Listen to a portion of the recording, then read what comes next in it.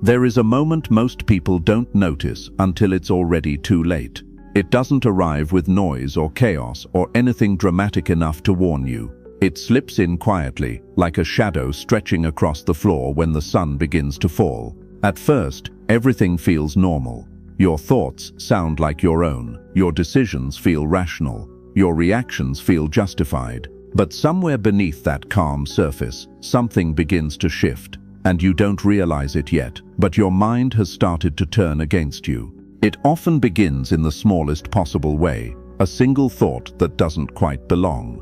A doubt that lingers a little longer than it should. Maybe you're lying in bed at night, replaying something you said earlier in the day, something that felt harmless at the time. But now, in the silence, it starts to sound different, sharper, worse. You begin to question it, then question yourself.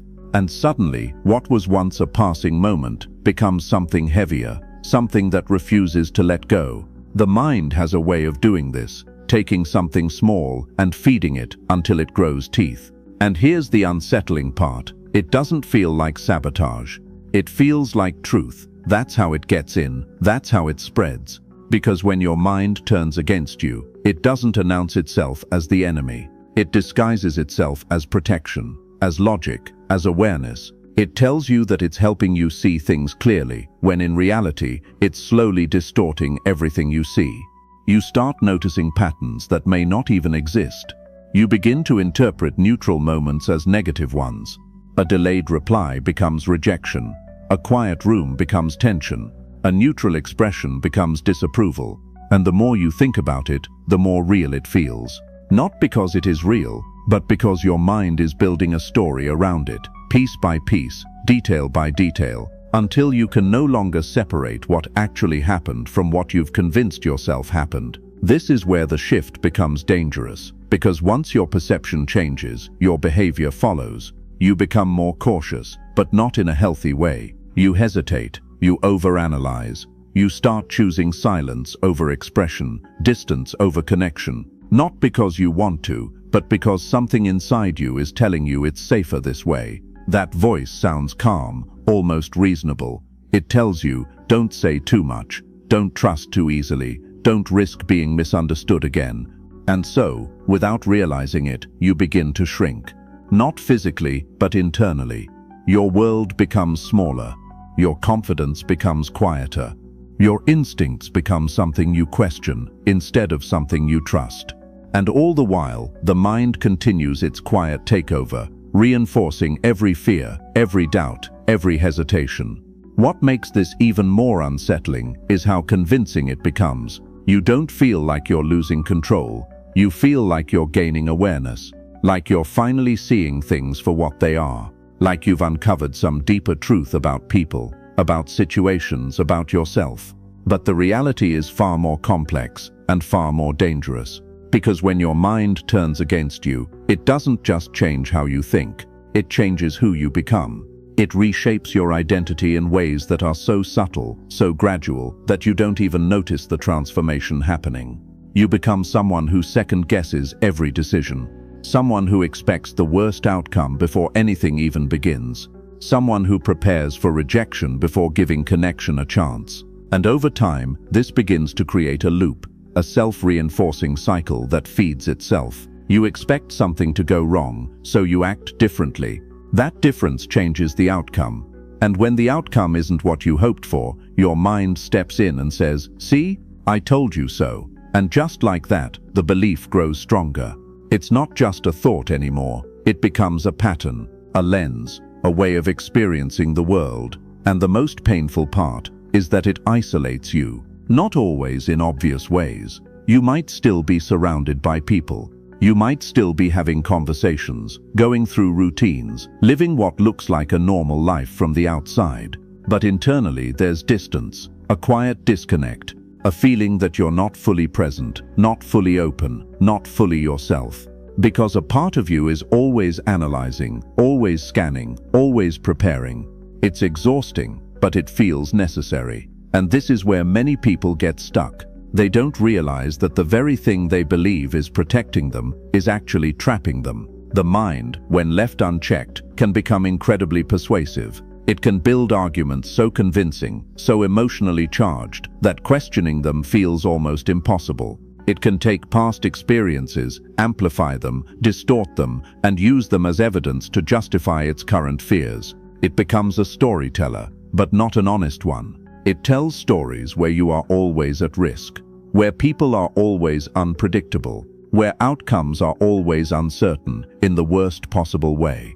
And because these stories are built on fragments of real experiences, they feel credible, they feel grounded, but they are not the full truth.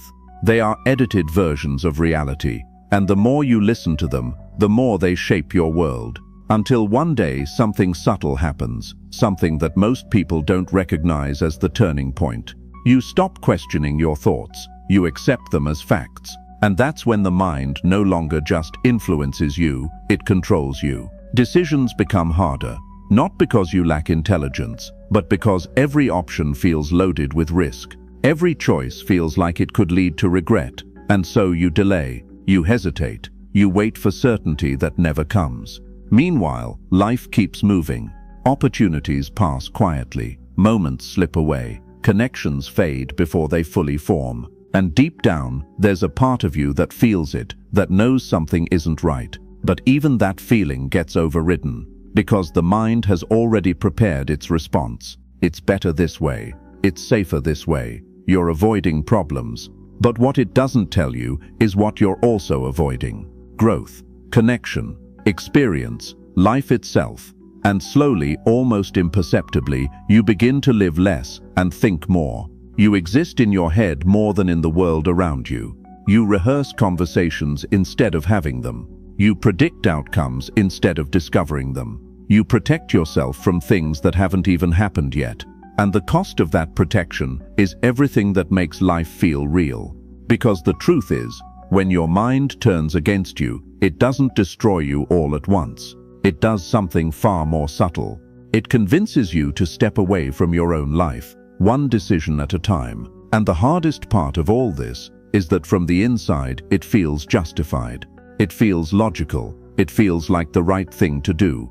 Which is why breaking out of it is so difficult. Because to break out of it, you have to do something that feels completely unnatural. You have to question your own thoughts. You have to look at the voice in your head, the one that sounds so certain, so confident, and consider the possibility that it might be wrong. Not entirely, but enough. Enough to create space. Enough to pause. Enough to realize that just because a thought feels real, doesn't mean it is. And that realization, as small as it may seem, is where everything begins to change. Not instantly, not dramatically, but quietly, in the same way it all started. You begin to notice your thoughts instead of becoming them. You start to see patterns where before there were only reactions. You catch yourself mid-assumption, mid-judgment, mid-fear, and for a brief moment, you create distance. A small gap between you and your mind. And in that gap, something powerful begins to emerge. Choice. The ability to respond instead of react, to question instead of accept, to step forward instead of hold back. It's not easy. In fact, it's uncomfortable. Because the mind doesn't give up control easily. It resists. It pushes back. It tries to pull you back into old patterns, old fears, old narratives. But now, something is different. Now you can see it. And once you can see it, it loses some of its power. Not all of it, not immediately, but enough to begin reclaiming yourself. And that's the turning point most people never talk about. Not when your mind turns against you, but when you slowly begin to turn back toward yourself. The first time you truly notice the shift, it doesn't feel like a victory. There's no dramatic moment, no sudden clarity that fixes everything in an instant. It feels quieter than that, subtler, almost uncertain. It begins with hesitation, just a fraction of a second, where instead of immediately believing the thought that appears in your mind, you pause and question it.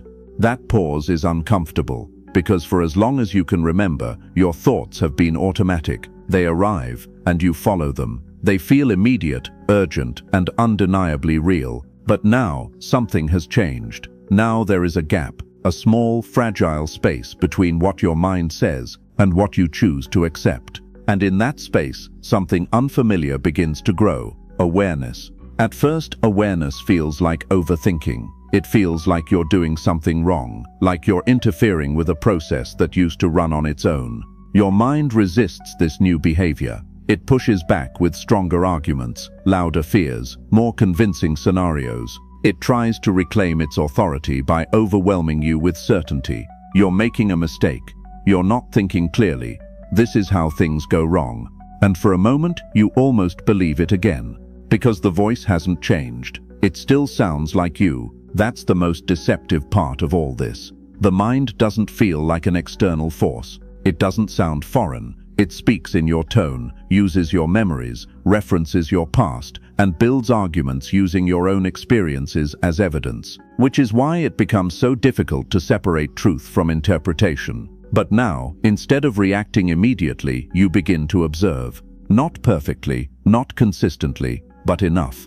And observation changes everything. When you start observing your thoughts instead of merging with them, you begin to see patterns you never noticed before. Certain situations trigger the same emotional responses. Certain words, certain behaviors, certain environments activate familiar loops of doubt, fear, or hesitation. It's as if your mind has developed shortcuts, automatic responses designed to protect you from perceived threats, even when those threats are no longer real. And the more you observe, the clearer it becomes that your reactions are not always based on the present moment. They are echoes. Echoes of past experiences, past disappointments, past moments where something didn't go as expected. Your mind stores these moments, not as isolated events, but as warnings. And when a similar situation appears, it retrieves those warnings instantly, presenting them as current reality. This is where distortion begins. Because the present moment gets filtered through the past. And what you experience is no longer purely what is happening now, but what your mind believes could happen based on what has happened before. At first, this system seems helpful. It feels like your mind is trying to protect you from repeating mistakes. But over time, it starts to generalize. It no longer distinguishes between similar and identical. It begins to treat uncertainty as danger, silence as rejection, distance as abandonment, and slowly your perception of the world becomes more cautious, more guarded, more limited. You stop approaching situations with openness. You begin approaching them with expectations, not neutral expectations, but defensive ones. You walk into conversations already prepared for awkwardness. You enter opportunities already anticipating failure. You meet people while subconsciously scanning for signs that confirm what your mind already believes. And without realizing it, you start influencing the very outcomes you were trying to predict. Because your behavior changes, your tone becomes more reserved, your responses become shorter, your willingness to engage becomes limited by hesitation. And others, responding to the signals you give, may react differently than they otherwise would have, which then reinforces your original belief. See, I was right. But what your mind doesn't highlight is its own role in shaping that outcome. This is how the cycle sustains itself, not through external reality alone, but through internal interpretation. And once you understand this, something subtle begins to shift in how you relate to your thoughts. You stop seeing them as instructions. You begin seeing them as suggestions. Some of them are useful, some of them are outdated, some of them are based on accurate assessments of the present. Others are based entirely on fear, memory, or incomplete information. And the challenge becomes learning how to tell the difference. This doesn't happen overnight. It happens through repeated moments of awareness. Moments where you feel a strong emotional reaction, but instead of immediately acting on it, you pause and ask yourself a simple question. Is this response coming from the present, or from something deeper, something older? At first, the answer is unclear. But over time, patterns begin to reveal themselves. You start recognizing when your reactions are disproportionate to the situation. You begin noticing when your thoughts escalate quickly without sufficient evidence. You see how certain narratives form in your mind almost instantly, filling in gaps with assumptions rather than facts. And once you see this happening in real time, it becomes harder to unsee. There is a strange kind of clarity that comes with this realization. Not because everything suddenly becomes easy, but because confusion begins to lose its grip. You realize that much of your internal struggle wasn't caused by reality itself, but by the interpretation of reality. And that interpretation, although persistent, is not fixed.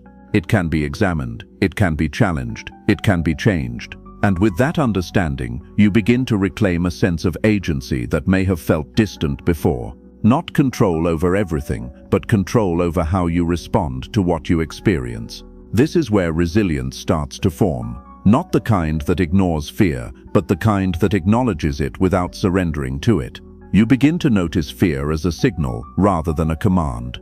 It appears, it communicates, but it no longer dictates your actions automatically. Instead, it becomes something you can evaluate.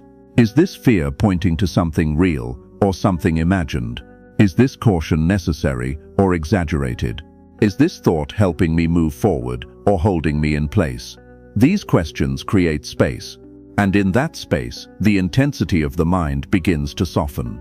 Because the mind thrives on immediacy. It wants quick acceptance, quick reaction, quick validation. When you introduce pause, when you introduce observation, when you introduce doubt toward its assumptions, you interrupt its automatic flow. And interruption weakens its influence, not by force, but by awareness. Over time, something remarkable begins to happen. The voice in your head doesn't disappear, but it changes. It becomes less dominant, less absolute, less controlling. It starts to feel more like background noise than a commanding presence. Thoughts still arise, but they no longer feel like urgent truths that must be acted upon immediately. You gain distance, and that distance gives you perspective. From that perspective, you begin to reconnect with aspects of yourself that were previously overshadowed. Your curiosity returns. Your willingness to explore returns. Your natural responses feel less constrained. You start engaging with life again, not from a place of constant defense, but from a place of openness. And while the mind may still attempt to pull you back into old patterns, you now have something you didn't have before: awareness of the pattern. And awareness, once established, cannot be fully erased. It may weaken at times, it may fluctuate. There will be moments where old habits resurface, where the mind becomes loud again, where fear feels overwhelming and certainty feels distant. But now those moments don't define you, they inform you. They remind you of the process, of the patterns, of the mechanisms at work within you. And instead of interpreting them as failure, you begin to see them as part of the journey of regaining balance. Because the truth is, your mind was never meant to be your enemy. It was meant to protect, to process, to interpret.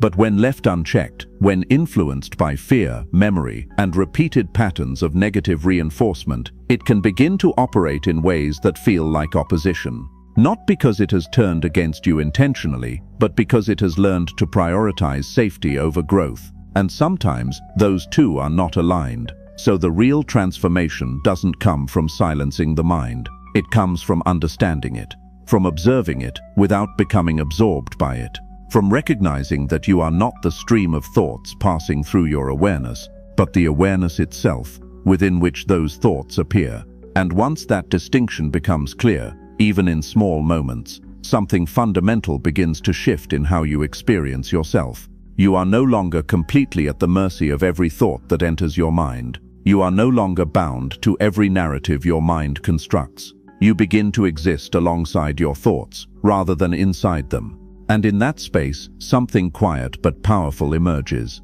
A sense of stability that doesn't depend on constant certainty. A sense of direction that isn't dictated by fear. A sense of self that is not easily overwritten by temporary mental states. This is not an endpoint, it is an ongoing process, a continuous balancing act between awareness and thought, between observation and reaction, between fear and understanding. And while your mind may still attempt to turn against you at times, you are no longer navigating it blindly. You see it now, you recognize its patterns, and most importantly, you understand that you are not trapped within it. You are the one who can step back, observe, question, and choose. And that changes everything.